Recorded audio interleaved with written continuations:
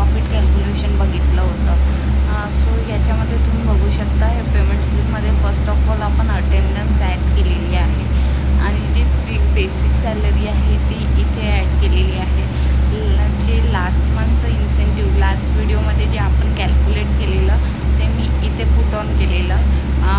Phone allowances पर मंथला आपण देत असतो ते, फेस्टिवल अलाउन्सेस, हेल्थ इन्शुरन्स या मंथला नाही, सो तिथे नाही. ओव्हर टाईम मी इथे कॅल्क्युलेट केला आहे. स्टार ऑफ द मंथ नाही तर स्टार ऑफ द मंथ इथे देण्यात येईल. Plus bonanza, primary medication, medical bill वगैरे ते सगळे इथे येईल. स्टेशनरी एक्सपेन्सेस, बोनांजाज वगैरे आणि जे पॅनल्टी असेल, deduction, late mark, work not done वगैरे ते ह्या साईडला डिडक्ट करत असते.